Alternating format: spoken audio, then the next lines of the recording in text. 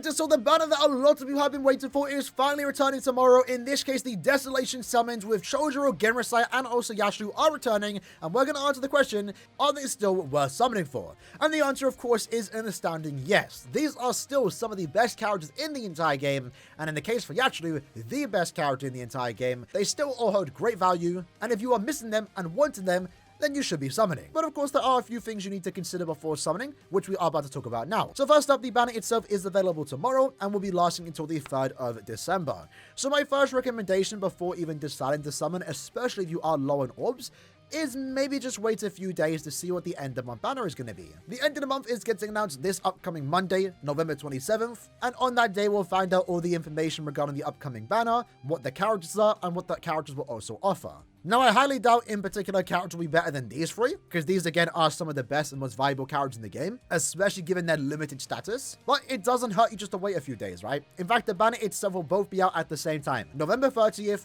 both this and the end of month banner will be out. Maybe you get lucky on one or either banner, and then you can decide to summon on the other banner. Additionally, these are the filler pools for this particular selection. We're not going to talk about every individual character because we spoke about them a lot in the past, and at the same time, they're really not worth talking about nowadays. And that's one thing to keep in mind with any upcoming 1000 Year Blood War banner. The fillers are never going to be good until we start getting more 1000 Year Blood War banners like we've been seeing over the last couple of so months. Usually the way KitLab handle characters becoming fillers is they usually become a filler after a year's time. So 1000 Year Blood War round 15 and also 16 are old enough to become fillers, but because we haven't received that many 1000 Year Blood War banners, they still get returning banners. And now that we've gotten like 30,000 Year Blood War banners in the last 4 months, an upcoming one probably this end of year, there will come a time where round 15, 16, and eventually 17, this Yachiru, Chojiro, and Yamamoto will become fillers, but we're talking like 6-7 months away. So understand, while the filler pool isn't really the greatest this time around, it's not going to be for a very long time. The banner format's going to be your usual step-up format, so 1, 6, 11, 16, and 21 are discounted at 150 orbs, while step 2, 7, 12, 17, and 22 are discounted at 200 orbs. Every 5th multi guarantees you a featured character, which of course includes one of these 9 characters. With that said though, let's have a look at the 3 returning characters and see how well they've held up over the last 3 or so months. And till to this day, to no one's surprise, Genryusai is still the best Brave Battle character. He was designed to counter no affiliation and captain characters, which in a way are basically the entire meta. Previously, before this character releasing, Yuha was the best and most dominant Brave Battle character. And to be fair, he still kind of is, but now he has an answer, a counter, in the form of this Genryusai. The reason for that is because Genryusai himself does come with 2 killers, no affiliation, specifically designed in mind to counter Yuha, and Captain Killer, which does work against himself and basically any other character in this meta. In terms of damage output, Yamamoto has Flurry plus 2. For the first 10 seconds, he has an additional Flurry plus 1, so overall, Flurry plus 3. And every time an enemy or an ally is defeated, he then gets an additional 20% normal attack damage. So if it becomes a 1v1 situation, he has the highest damage output in the entire game, bar none. He has some good survivability skills from his invincibility. He can ignore invincibility. Under half stamina, he decreases his damage taken by 50%, and he also prevents last-day survival. He basically has everything you want when it comes to a Brave Battle character. But alongside that, he's the only character in the game to guarantee to inflict stat dominance, and in this case, it's only against heart attribute no affiliation enemies. And the way this character is designed is that he can inflict both burn and also lacerate. Now, lacerate stops you from using your attacks, your strong attacks in particular.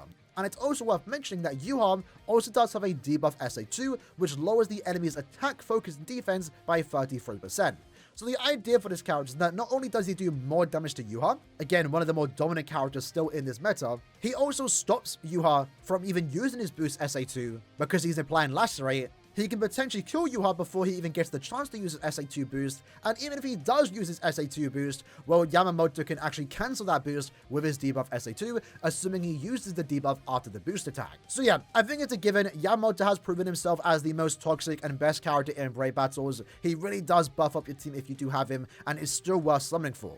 But even then, he's also really good in Guild Quest content. Given the fact he has 2 killers, melee captain, melee no affiliation Guild Quest, he's actually really, really good.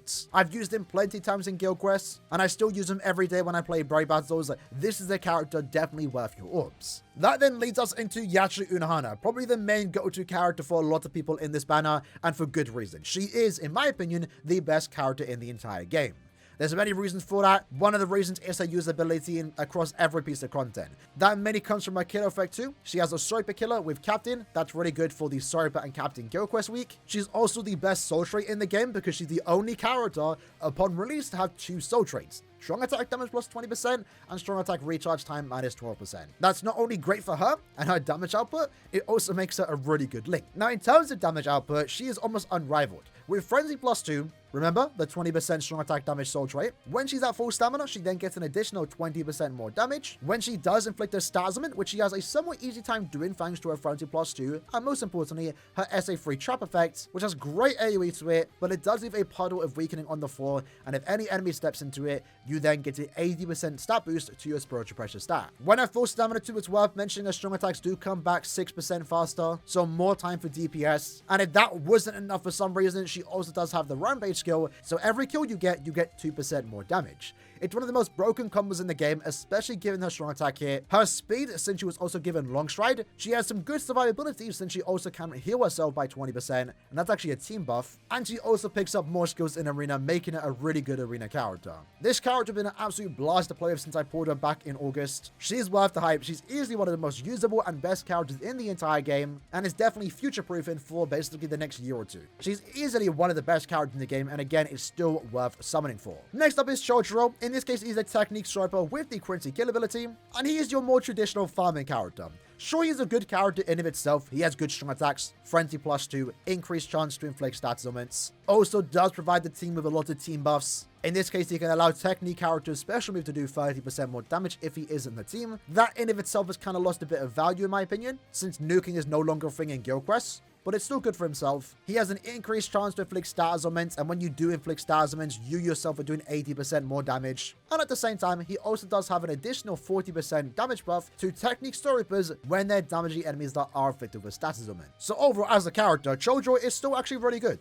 But the main reason why you might want him is for the fact that he is a farming character. His soul trait offers speed droplet drop rate by 30%. That can be given to any character you want to. At the same time, he also does increase the amount of links or potions you can get by 5. And most importantly, he also guarantees you 10 speed droplets if you take him into a quest which drops droplets. This is really good for droplet farming. He's been my go-to droplet farmer since his release, and it's because of him that I've been able to gather up enough droplets to T20 every character in my box. As a character, he's actually pretty good, but the main reason why you would want him is more so to farm droplets as a link or a character, and also the fact that he does give you +5 links or potions. It's best to really look at him as a droplet character, and to you that might not be worth it, but that's what he offers on your account. And again, that's essentially the banner, right? As for the other characters, they're not even worth talking about. You're not going to use them. They're more so just collector's items. But in the case of Drugrim, he is still somewhat viable in the meta since he is a power character, is good against any technique character in this meta. He does have invincibility, so if you ever come across any SP teams, for example,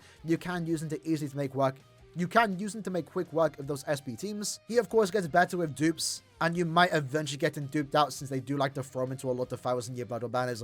But other than that, no other character is really worth talking about. So yeah, overall, the banner is as expected, right? We all know Yachiru, Genryusai, and to a certain extent Chojiro are must summons. Yachiru is basically the best PvE character in the game, and then Genryusai is the best Brave Battle character in the game. Having those two in the same banner makes the banner worth summoning on. The fillers could, of course, be better, but it doesn't make that much of a difference. Fillers are always going to be bad until any of these particular banners can become fillers sometime in the future. And it might be because of those reasons. It's only really worth summoning on if you want the characters. If you want Yachiru, Genryusai, or Chojiro, then go pull for them. My main and ult will be skipping them, but I was really lucky when this banner first came around that I don't need to summon on this banner anymore. My third account, which hasn't summoned for any of these characters, will at the very least be doing 10 steps on this banner because they really do make that much of a difference on your account. They are worth it and they are worth summoning for. Again, I know a lot of people have been waiting for this banner, so I already know a lot of people are dead set on summoning on this banner. Again, I would recommend just to wait and see what end the month is first. There's no rush into this banner. It's not going anywhere. And again, while the fillers aren't really ideal, they're not going to be ideal for quite some time. So it's simply just one of those banners that you should be summoning on if you want Chojiro, Genryusai, or Yachiru. With that said, let me know your summon plan in the comments below. I'll see you guys next time. Take care and peace.